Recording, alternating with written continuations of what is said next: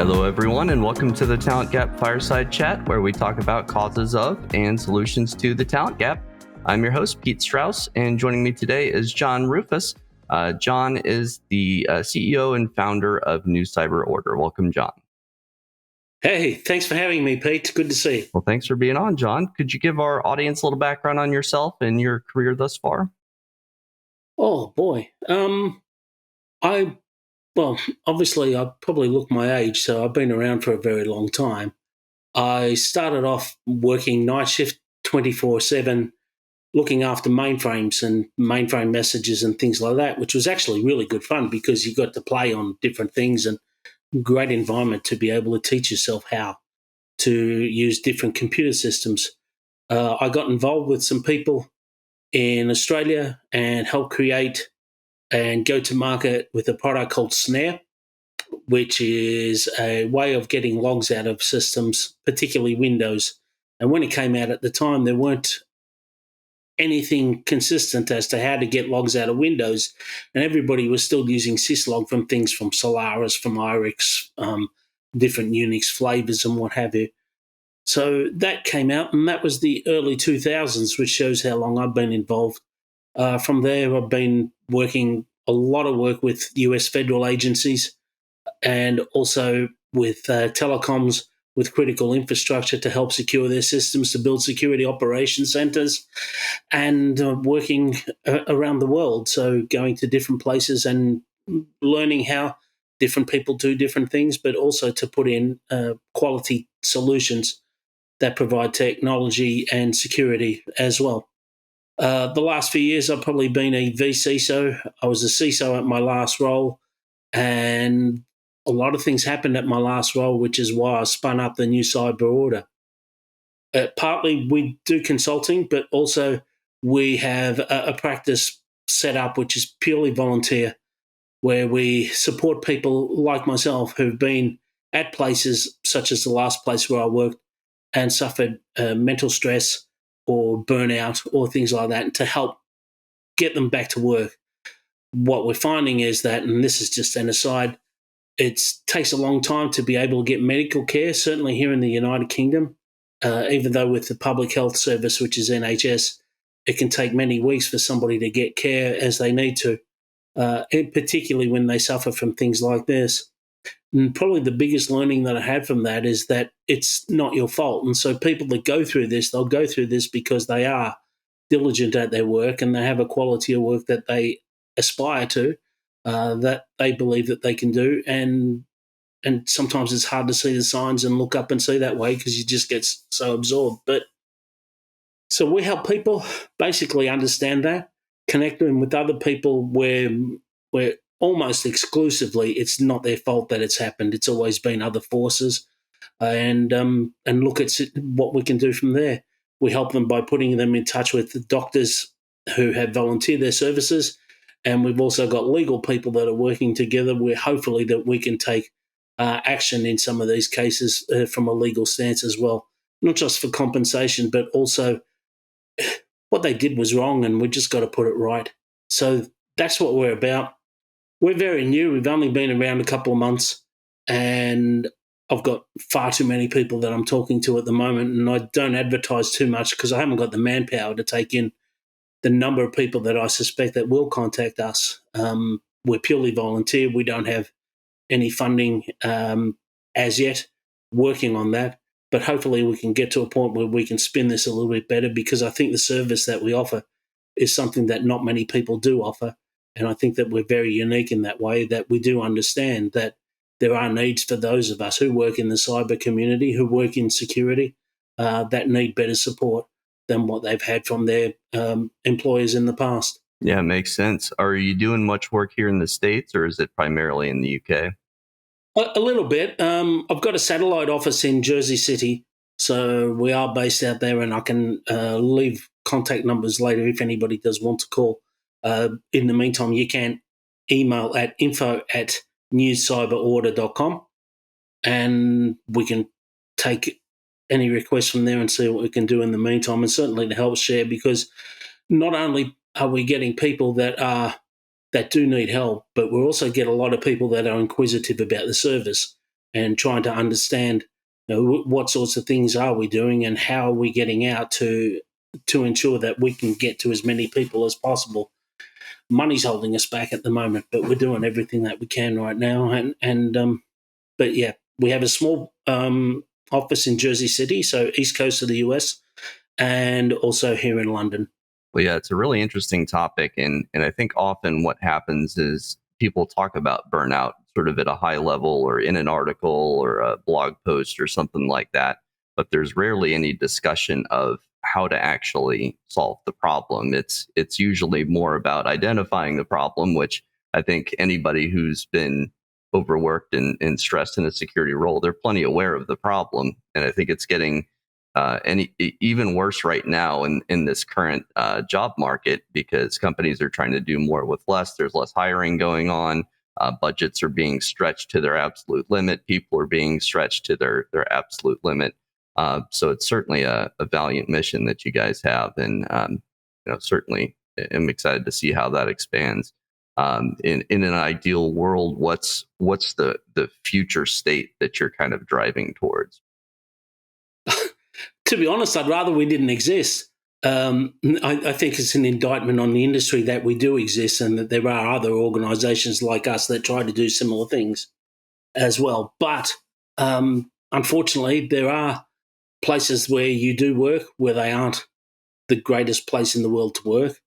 And a lot of what we look at is we look at what sorts of things have made an organization toxic in their behaviors.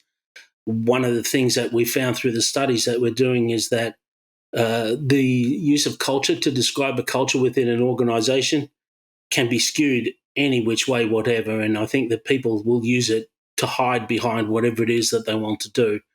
And more often than not, what they practice and what they might advertise on their website isn't exactly what they preach. And there are organizations that have been in trouble for this, but at least they've been open. And certainly in Australia, where there has been serious fallout with the big four, EY, PwC, KPMG, and Deloitte, for a lot of activities that they've been doing there. Some of the things that have happened, and particularly in the EY case where they've stood up and recognised that they have a problem within their culture, there are significant things that led to that. There was a lot of racism. There was a lot of bullying, and bullying happens everywhere. It happens all over the place. But if you're working and you're just trying to go day to day and you're just trying to do your job and basically pay your bills and put food on the table and make sure that your family's happy and everything like that, you'll tolerate as much of that as you do when you're working in there. And when you are affected, usually it's too late. It's not something that you can't see that's coming up. And a lot of people will say it's easy to go for a walk and look at something different for an hour and everything like that. This is serious stuff that happens, and on many occasions it is impossible to do that. And one of the things that I applaud the young generation, the ones that are coming into our workforce for the first time now, is that they're asking more openly about, well, if I'm going to work for a particular employer, you're obviously going to ask questions to see if I'm suitable, but I'm also going to do the same to make sure that you will be out to look after me and to look after my interests and my health and well-being as well. And that's something that we haven't done as a workforce probably ever. And certainly for as long as I can remember, it's you get a job, you get up, you go to it. And one person who I grew up with had a famous line, said, "It's work, you're not supposed to like it." But I think that there is certainly cause for empathy on both sides, and certainly a responsibility that needs to be taken by an organisation to understand that we get these people to come and work for us. We need to do a better job of how we look after them, because there are many of these organisations who haven't. Yeah, it makes sense. And I'm reminded of the idea that there's basically, I forget where I read this or heard this, that there's two different types of stress. There's acute stress and chronic stress. And the chronic stress is the bad stress. It's the stuff that doesn't go away. And it's the kind of stress that raises your blood pressure over a long period of time and causes all sorts of medical issues. And I think a lot of people discount the fact that the mind and the body are inextricably linked on a deeper level than most folks talk about. Your mental state has a lot to do with all the inner workings of your organs and stuff like that. So Have you done any, I guess, research or studies on that sort of tie between the mind and the body, or done any research on that? Not formal stuff ourselves, but we are associated with organisations around the world, and we're finding that a lot of the findings that we've got from this is drawing us further and further, not to look at it from a medical point of view, but from a legal point of view, and where law enforcement has failed. One of the things the body really needs to recover is sleep. If somebody is stressed out to the point where they can't get their mind to switch off and therefore they can't get any sleep, and they go through this day after day after day, they're hardly going to be in a position where forget about performing at work. They won't be able to look after themselves. But it does happen, and it does happen a lot. And so what are the things that trigger that, and how do you get that to switch off? And is that something that too much of it's always left to the individual to do, but there is a responsibility for the company to say, well, we've got to do this, because we actually should have a duty of care to the employee that this is happening to. In many cases, they wash their hands of it. I know one case in particular where there was a person who was on stress leave, and while they were on sick leave, attending a doctor that was recommended by the organisation that they were working for. They actually went to see their doctor. They got fired, even though they had a valid sick certificate. So there are ways and means that they're looking to get around this. And ultimately, I'd like to see that there is a criminal judgment passed against these companies if they are failing to look after them in this way. But certainly the things that are very common are just, it's not just a matter of downtime, but you actually need good sleep, and you actually need good rest, and you need to be able to separate from that. And so trying to help that to happen with people is really hard to do. And we're finding that it's not just trying to do that from try to make them better, but we are finding that there's more and more legal obstacles when we try to engage with the company to try to get somebody back into work, or to help them slowly get back in as part of the workforce. So, yeah, look, there's a lot to this that nobody's really done. We're finding a lot of things on our own way, and we're finding that the cooperation that we're getting from law enforcement organisations, particularly in the United States, has been fantastic to where we're getting so far. But I think we're just scratching the surface. We've got a long way to go yet. Yeah, I mean, it seems like there's a bunch of different avenues that you could go down to try and affect change in this arena. One is the legal, obviously, as you guys are doing. I would imagine another one is making a business case to the organizations like, look, productivity is going to go way down if employees are chronically stressed. You executives may not actually care about your employees, and that's fine in our eyes, as long as you're, providing some sort of safety net to where, people aren't overworked. But ultimately you got to make that case that, hey, it's going to affect your productivity. Do you have much faith in that approach, or do you think it's really the legal? I think there is certainly a need for organisations to stand up and make a note of this, that their culture statements are not just words to put on a wall and just say to people, do that, because ultimately they just want people to fall in line and be the right way. And we'll talk about culture a little bit later. But I think also there isn't enough that's come out in the past, because nobody's been down this path, certainly from a government level. If I talk about the United Kingdom at the moment, if a person is unfairly dismissed because of stress leave, here in the United Kingdom, they basically have 3 months to be able to put in a report to say that they've been treated unfairly and they would like it to go to arbitration. In reality, somebody who has stress leave will need more than 3 months just to recover. If they're really chronic and they're really in a bad way, it will take them that long to do that. There's no impetus on organisations to be able to say that you need to have a health and safety cover for your people in the office. There is in construction. You have your helmets, you have your PPE, you have your high-vis jackets, and you go out into a safety area, and they've taken measures to say, we want you to work, we want you to do your 8 hours, but we know where you're going, and we're going to provide a safety net around that. there needs to be a similar view as to what we do at a corporate level and what we do with people in the office, those of us who are stressed. And while most of the people that I talk to are C-level, and they're not just CISOs, but they're CIO. There's quite a few CIO people that I've spoken to, but also different C-level CFOs. We're seeing quite a few of them as well. But you look at people that are in demanding roles, and particularly customer service and things like that, where people have a lot of pressure to be able to deliver what they need to deliver. And that can be very stressful as well. So the more we get into it, the more that we're trying to fix, the more that we're discovering that doesn't exist. And at the moment, one of my major outcomes is to come up with a framework that says an organisation needs to be able to include health and well-being for their employees to take in several different areas. And we're still working on that, but I will share it with you once we have a draft. Awesome. Yeah, I was just thinking there could be some pushback if you mention, I guess from a cultural standpoint, folks may push back if they hear that, okay, well, he's doing all this advocacy for executives. These poor executives, they're making hundreds of thousands of dollars a year.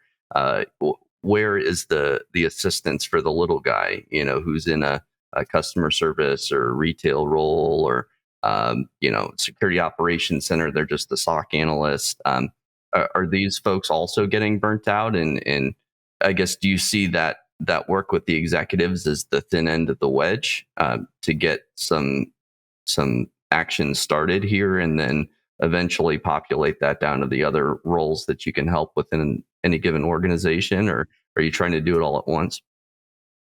No, we're well, I'm not a doctor, so it'd be dangerous for me to be able to make any suggestions or anything like that. So I've got to rely on some really good people to help put all that together. And I'm just the facilitator. And I guess where I come in is to help with the experiences that we have, and certainly with the number of people that are coming to me, all XC level, that have been through this. I think the days of, you're supposed to work like this, so we're going to pay you more money to do that are gone.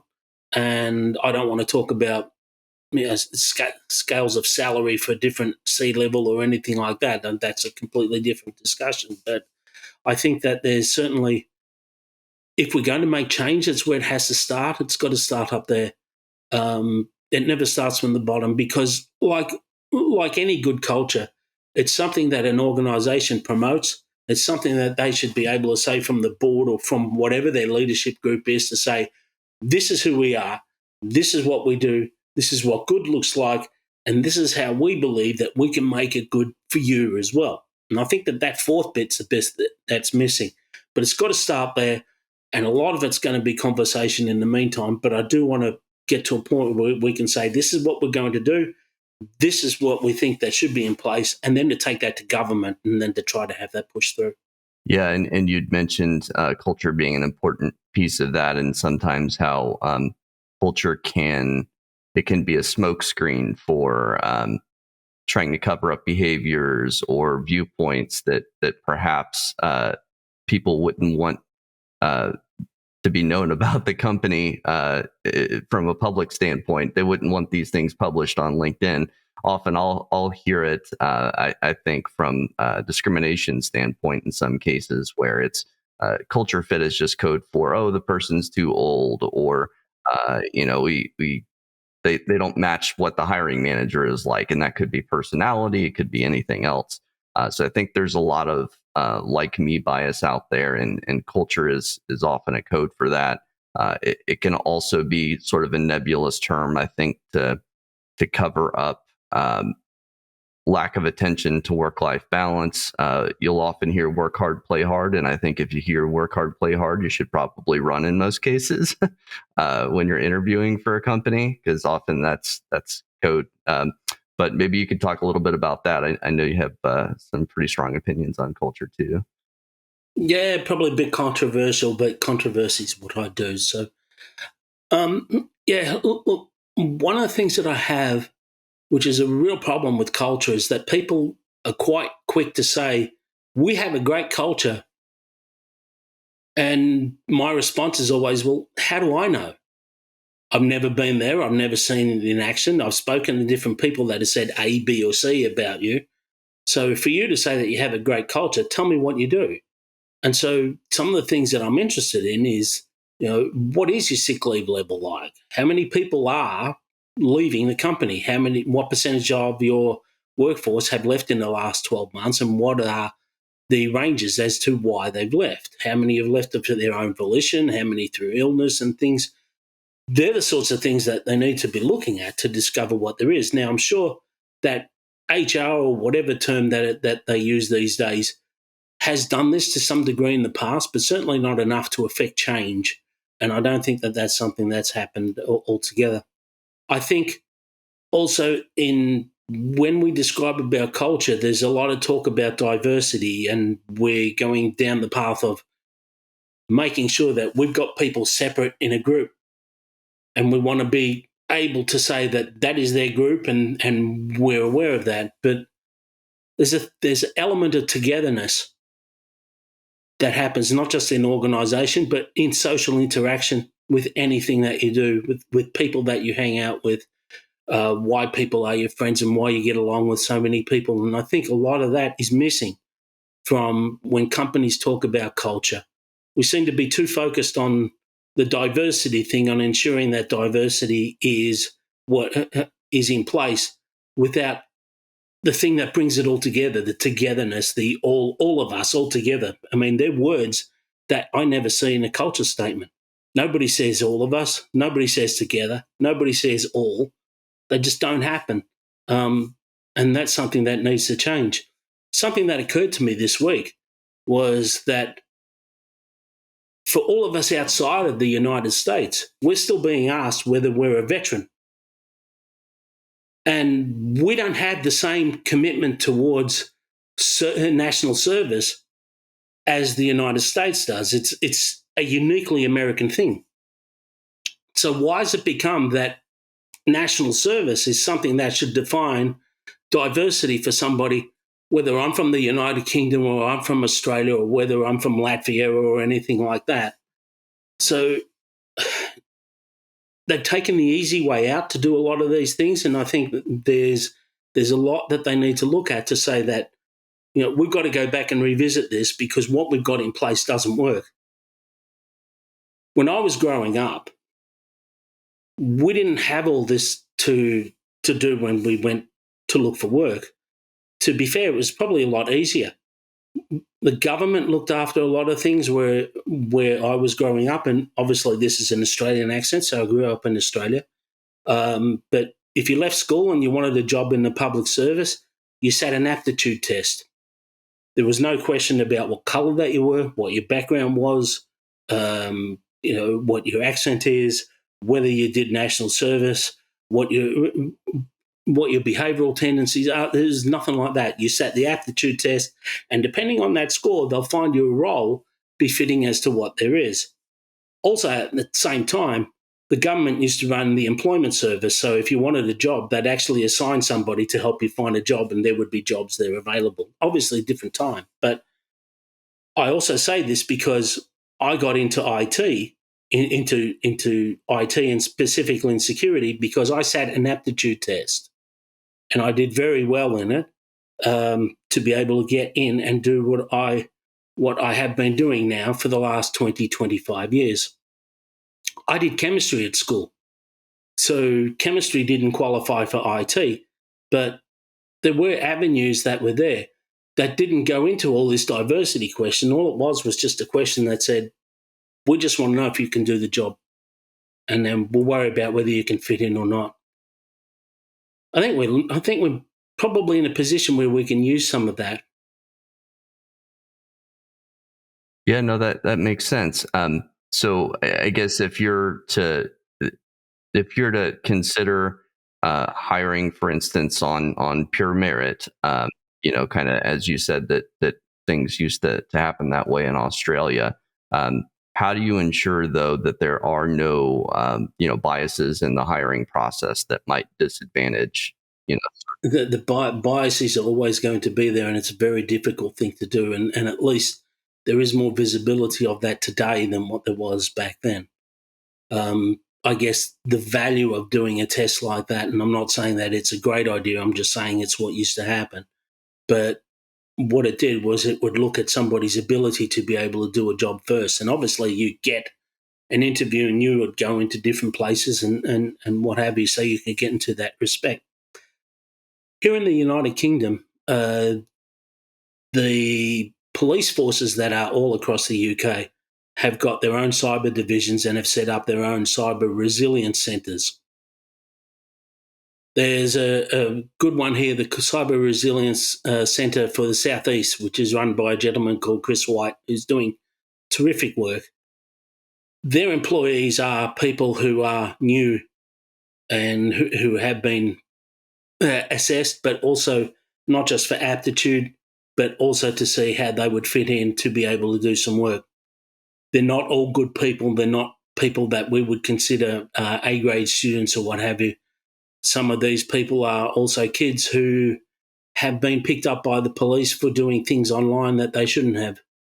And this is offering them a way to be able to have a career rather than go down a life of crime. These centres exist everywhere here.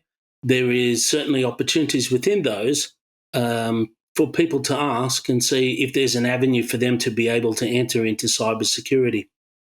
The thing that I really like about using them is that they also provide a service for corporate organisations, and this is something I wanted to do at IntelliFlow, where if I needed a person to come in and work as a security analyst, I could go and ask them, who would you recommend from your team that I could have? And then we could just take them and get them over. As far as we're concerned, they've already got this. They've already been skilled up. They've already got a solid grounding of what they need to be doing. They've got an awareness of how to behave in a work environment, and all of those things, they're more or less done. So for me to assess what I need to do doesn't matter because the police force has done it for me. And they're doing that more and more across the UK, and I'd like to see that expand because I think it's a fantastic thing, and I think that it's a good way for people who want to get into the industry to get in and to find a way to do that. Certifications are another way to do that, but certifications are not necessarily the cheapest way to go about it. But if you can spin up a good lab and do a lot of good things at home, there might be ways that you can show that and to show that you have an understanding of what it is that you've got to do. But competition's fierce. And I guess using something like the cyber resilience centres across the UK is a way of bypassing that, and all the hard work's been done for you. Yeah. And I'm hoping the U.S. government can come up with some sort of larger scale, almost like an apprenticeship program, kind of like you described there, where you have a pipeline of people that go into that program, and on the other end of it, you have in some sort of way vetted these people for some sort of level of technical skills and soft skills and stuff like that. I mean, at least in the U.S. market, there's tens of thousands, if not hundreds of thousands of people trying to break into security right now. And there's just not enough jobs in which for them to land. And all of the companies, basically, they might publish one or two entry-level security jobs, and those jobs are filled within a day, especially if they're remote. And then there's just all these tens of thousands of other people trying to break in. They just have nowhere to go. They're, applying to jobs for 12, 24 months at a time, and they just can't find a way in. I've long been thinking about this, like if it's going to somewhat resolve itself or get worse with the advent of AI and machine learning being more applicable to the day-to-day life of, say, a SOC analyst. If it decreases the amount of sort of grunt work that a SOC analyst needs to do or can do, where's the pipeline for these folks to become eventually the seniors that we need to run all the tooling? Do you have any thoughts on that? If the US government want to spin up an apprenticeship program, such as what you've said, I would be more than happy to be involved. I'd love to share what we've been doing over here, and hopefully there'd be some synergy where we could do that.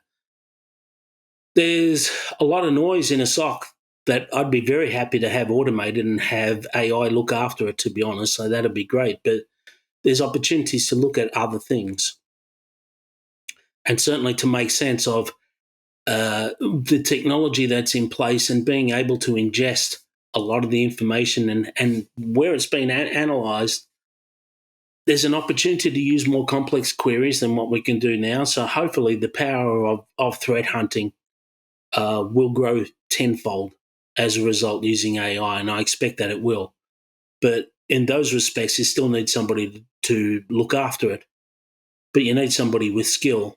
And then that comes back to the conundrum, how do you get those sorts of skills and what there is? And I think that that's a good way where an apprenticeship would be able to address it, that you can focus specifically into that. The SANS Institute offers a lot of courses too, but they're very much in line with what they have overall. They're going to change, and I think the way that they view their course content, and this will apply to anybody who's providing course content for people wanting to get into cybersecurity, as we watch AI, particularly over the next 12 months or 2 years, we'll have a better idea of where we'll be able to input and how we can utilize it a lot better. But I think those roles are going to change. Yeah, and I'm curious what impact AI is going to have on existing staff shortages. So what, I guess, do you have an idea of like what percentage of burnout? You know, you talk to a lot of executives that are going through burnout, stress, and stuff like that. Do you find that that's often due to staff shortages? And do you think AI could possibly step up to help mitigate some of the risks and problems with staff shortages? It's not the staff shortage itself that's causing the stress. It's the ability to be able to go to market quickly enough to be able to fill that and to be able to get agreement as to what there is. So in many organizations, and certainly in examples where I've been, it can take months to be able to advertise a role. And that's just really painful as to what you do in the meantime to be able to cover, because security should be something that's spoken for by the whole organization and should be encompassed by the whole organization. And so what security does, I think, needs to have not just visibility, but I guess respect for what it is that it's trying to do. I think that that's missing in a lot of cases. And so what happens is when you're trying to get a vacancy done and you're trying to get it quickly, and I'm not saying all companies do this, but there are issues with how quickly you can get the ad out, how quickly you can get it sanitized, how quickly you can conduct interviews. How do you make the decision, what the criteria is that you make the decision as to who you're going to bring in, but also at the back end to ensure that you've got 2 years worth of training set up so that when you bring that person in, you can say, right, for the next 2 years, we're going to work on you to go from this level to this level, and here's how we're going to do it, and we're going to watch you along the way. When I've gone in as a vCISO or as the first CISO of a company, those mechanisms haven't existed, and they've been really hard to change because people just don't want to. And it's as simple as that. Whether they can't, whether they don't, doesn't matter. The fact is the change doesn't happen. The stress is more likely to come from there, and it's more likely to come from where things that will take weeks start to take months to do. And you've got holes in your staffing, and you know that there are services that you're supposed to be doing. And the thing that you think about it every night is who's already in my network looking around, and you haven't been able to cover it in the time that will make you at least sit down and have a rest.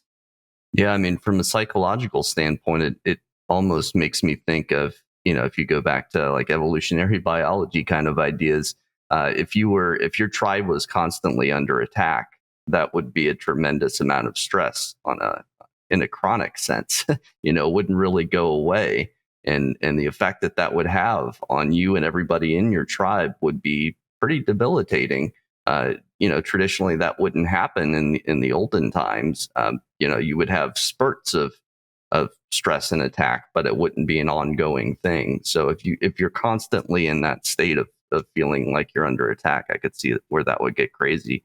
And it seems like you're almost kind of describing a lot of the friction comes from just trying to overcome inertia, just, you know, red tape. There were things headed in a certain direction, and then you had to try and adjust course, but you couldn't because everybody was so dug into that way of doing things.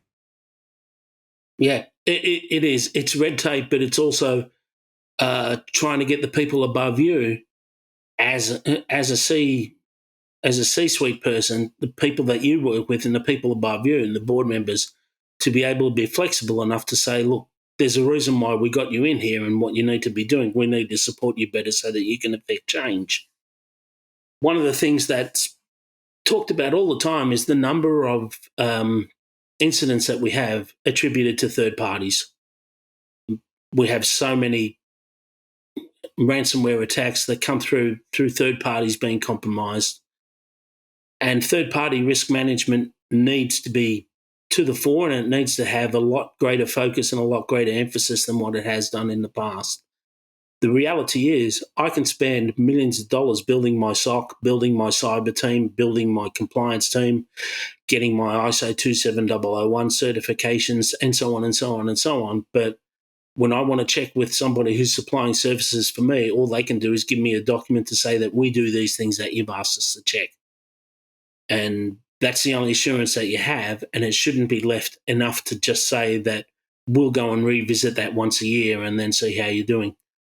If it takes you 6 months to onboard a third party, that's frightening, I think, unless you're working at NORAD or someplace like that where you need to have those sorts of checks. But if I'm just bringing a consultancy firm in to do some consultancy work for me, 6 months to do that and then have to no checks after that for the next 12 months, to me is way too long and just way too much of a risk. So that's the biggest bottleneck. There's a lot more talk about that is also being emphasised within the SEC changes that are occurring in the United States. There's going to be greater talk about that as well, because the biggest breaches have come through third parties. Yeah, and I mean, if you're already so operationally saturated, and maybe you do have a staff shortage, or you've had a role posted for months, and you can't get somebody on board, how do you manage that third party risk if you just don't have enough resources? Can you outsource that? Yeah. No, well, I would like to outsource that, or at least, and this is another reason why the Cyber Resilience Centre was so important for me as well, because that's a headache that goes away. Someone else is doing all that work for me, and so outsourcing it to a recruiter to be able to look after that, but a cyber recruiter, not just anybody, is something that would help absolutely, because they've got time to be able to look to what there is, be able to understand the scope of what it is that I'm trying to do, and you've got the opportunity to sit there and go through all the requests to apply for this job and to assess all of those and to do some due diligence of that before the ones that you select come to me as well. Without that, I end up doing all of that myself. Yeah, I think a lot of people don't realize how much time it truly takes to find the right person for a senior level security job. It's not like you just post up a job and you get hundreds of applicants applying to you, and then you can go through all of them in a day. I mean, I go through thousands of LinkedIn profiles in a day, and I'm out there in the market trying to find people versus relying on people to apply to my jobs, because most people in security are happily employed and don't need to go anywhere. So you basically need to convince them to make a move, and in order to do so, you have to kind of refine your approach and iterate over a period of years. And that's what I've done to get it down to where it's super effective. But if you haven't done that over a period of years and you're just trying to approach it from you're fresh to recruiting or finding somebody, or say you have a recruiter on your team that they're an internal recruiter, they're a good recruiter, but they don't understand security, they're still going to struggle, because not only do they not know the terminology, they also don't know the typical motivators of a candidate. They don't know all the intangibles, how the different technologies relate to each other, why somebody in that particular role might be looking to make a move versus somebody in another role. All of those little intangibles really add up, and they can basically extend the amount of time that it takes to find somebody immensely by multiple factors. Yeah, and the amount of time that it takes to bring somebody on just gets longer and longer and longer as a result, and you don't feel that it's going anywhere, and that's the stress building right there, just trying to do that. And so many organizations get this wrong. There's a lot of talk about CISOs getting buy-in from the other members of the C-suite and the board. Any tips there to, for any CISO out there who's struggling for budget or to get approvals and stuff like that? Are there any best practices that you've encountered over the years? It was easy to get budget 12 months ago. I know that much.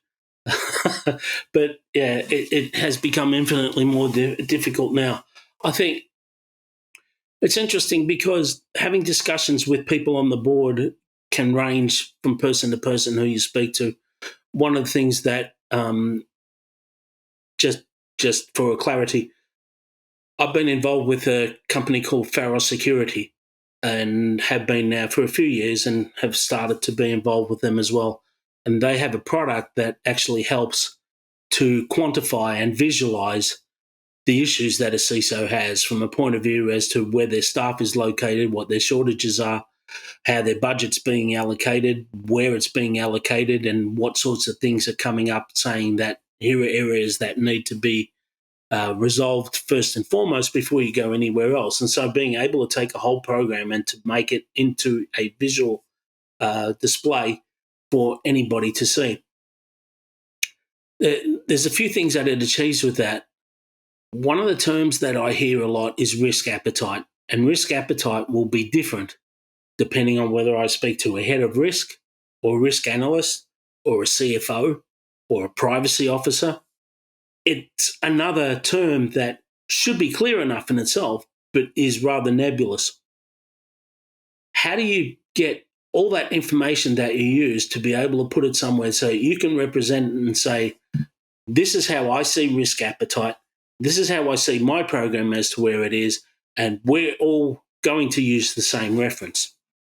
And to be able to basically articulate, here's all the money that I've spent on here, and that's given me a performance increase from A to B. But really got to be strong in how you run your program, that you can account for everything that you're doing so that you can articulate exactly where the budget cuts are and how you be able to get the most bang for your buck out of how much money that's been allocated and where you do need resourcing. One of the things that I'm very passionate about in security is that you need defined roles. And if those roles start to get cleared up because there is a lack of money or a lack of emphasis or a lack of clarity on the security program, then that's alarm bells for the program altogether. So to ensure that there are roles that you need and that they are in place and they are supported and that they are doing their job as best as they can is really important. A lot of people say that you need to be able to talk to the board in a certain way. I'm finding a lot of people on the board who have CISSP these days, people who have got cyber backgrounds and who do understand it and who are actually on boards of other cyber companies.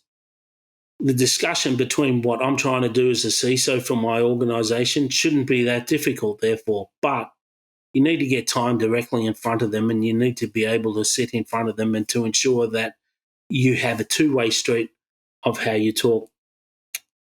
If there's a problem with trying to get time through their availability or your availability, or more often than not, because you're forced to go through somebody else to get through the board, that doesn't help the security program at all. And I think that that's a big bottleneck that has to go away. How do you overcome that bottleneck? That seems like a pretty challenging one. It is. And trying to work out how the best structure is going to be, it will vary from company to company. There's often a discussion as to who a CISO should report to. My view is that a CISO should be part of the C-suite totally, that they shouldn't have to report to anybody else. In fact, the most important person, if you're going to pick somebody else, is a CFO, because the CFO controls the budget and the CFO will want to know where it's going and how successful your program is. So that's a synergy as to where there is. There is a lot of conflict usually between a CIO and a CISO, and yet I know one CISO who's a CIO as well, and he's absolutely brilliant. So it's not always the case. I also believe that if you're working in a startup and you're a technical company, that you need to have a good association with the CTO. Certainly as you get maturity, that should change and security should be part of on its own, but there is an argument to have that. People are quick to dismiss security as an operational process. It is not. I think it's far bigger than that. And I think that having a CISO report to a COO is a dangerous thing to do. That makes sense. But it depends on the company, depends on what it is that you're trying to do. I mean, ultimately, the company should have a plan that says, this is who we are, this is what we do, this is how we trade, this is what good looks like for us. And that should define how the company works, and how you get all your roles from that depends on, well, what sorts of issues are going to be from there and how you set up your risk program, because your risk program should bolt straight into that. And 9 times out of 10, it doesn't. Awesome. Yeah, you got me thinking. You mentioned small companies, and obviously you're very involved with the burnout and culture discussion around executives. Do you work with a variety of people from small companies and large companies, or is it primarily large? Yeah. At the moment, we've got over 20 people that I'm looking after, which is a frightening number as far as I'm concerned. Some of them are from big corporates and some of them are from startups. But it makes no differentiation as to how big the company is. The stress is still there. So you don't see any difference in the causes of stress between the smaller companies and the larger companies? I think, well, the pressure is always going to be there, and the pressure is always going to come from a source. The source might be different, but I think the pressure is going to accumulate as to what there is. But there are things that are common. And that is just trying to get things done and trying to get changes, significant changes that are necessary to get those in place. In a small company, it's probably easier to go to market if you want to recruit, for example, because you can turn it around. But as you start to build the overhead on there and the layers of corporate governance and these sorts of things, they tend to slow them up, and they can be very harmful for a company that's used to behaving in a certain way to have to change. And they are stresses that not only a CISO would share, but certainly many others on the C-suite would have that as well.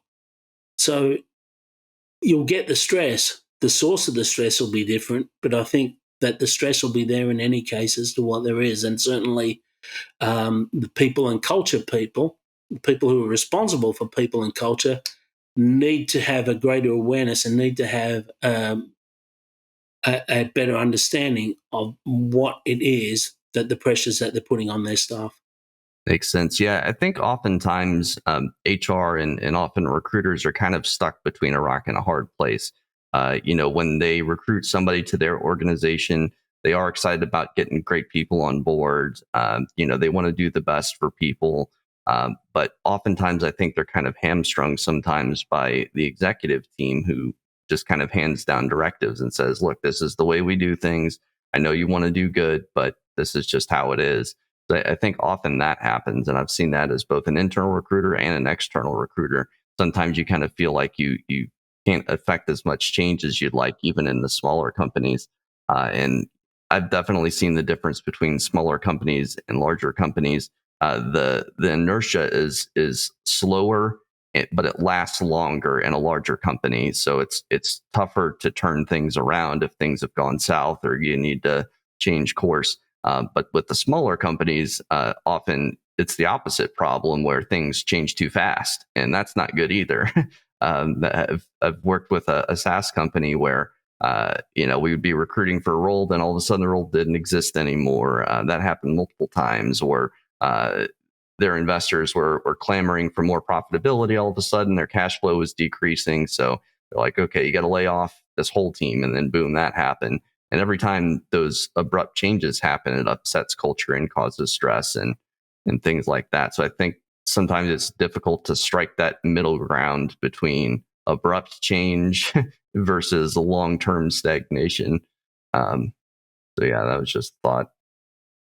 Oh no, you're right, and it definitely happens. It's interesting because in a startup, you're trying to retrofit security anyway, because the startup exists because they had an idea. Let's go and build it, and we'll build it as quick as we can, and we'll get to a point where we are, and it's, oh, hang on, we need security now. So you're trying to retrofit something in there anyway. And so trying to do that into a startup is hard enough.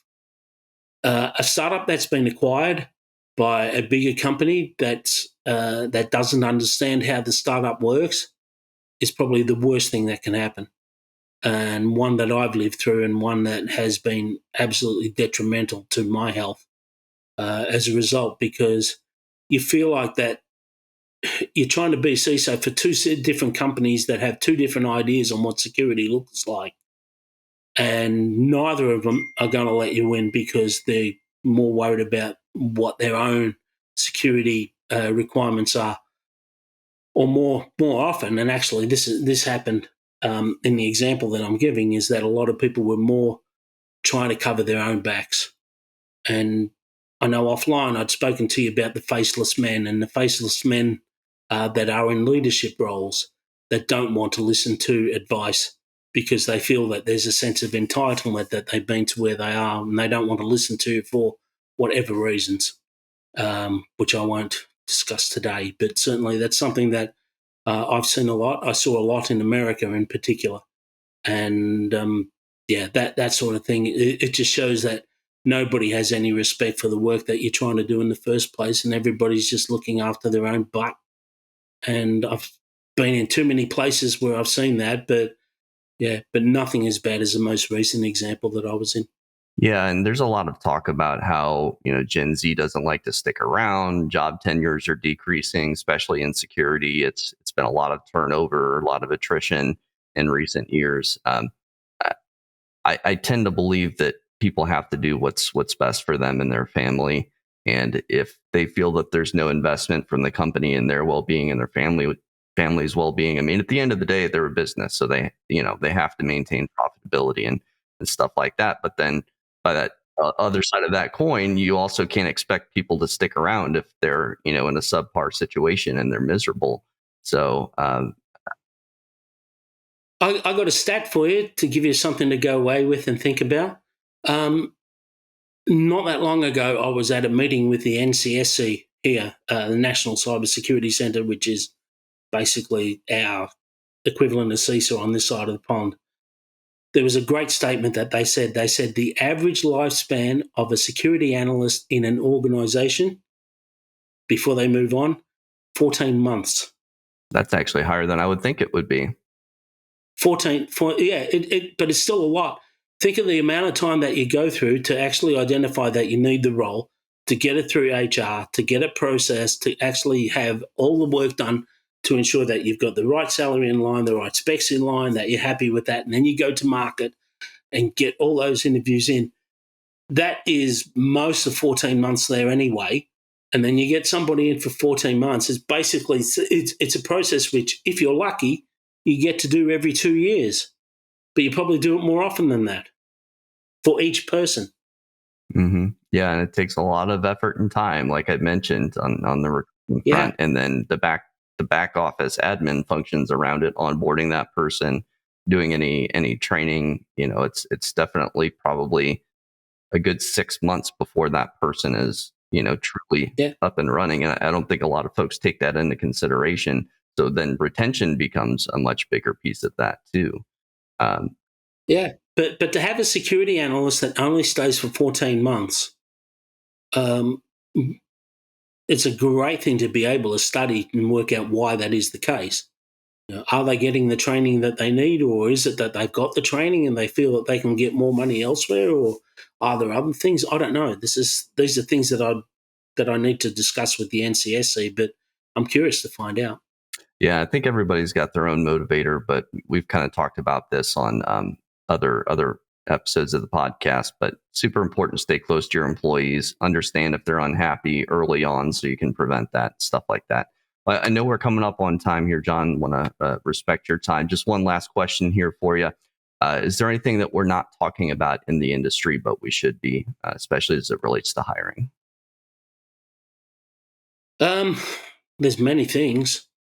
I think certainly retention, but I think there needs to be more of a look at how we look after our staff, which I've mentioned already. But I think also There's a lot of prevalence of bullying in the workplace, which I think needs to come out as well.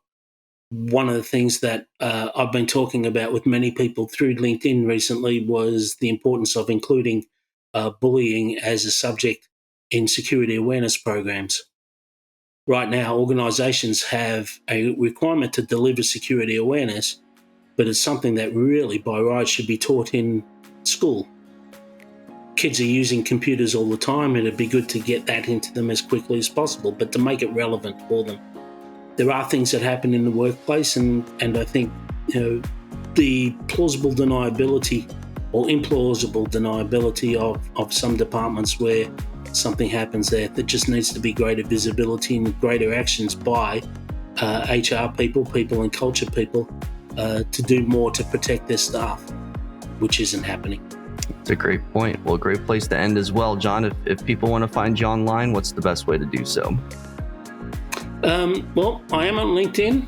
I'm quite loud. But if you want some more information about what I'm doing, the email address is info@newcyberorder.com. And we also got merch, but I'll talk about that another time. Sounds good. Well, thanks for your time, John, and thanks everybody. Thanks, Pete.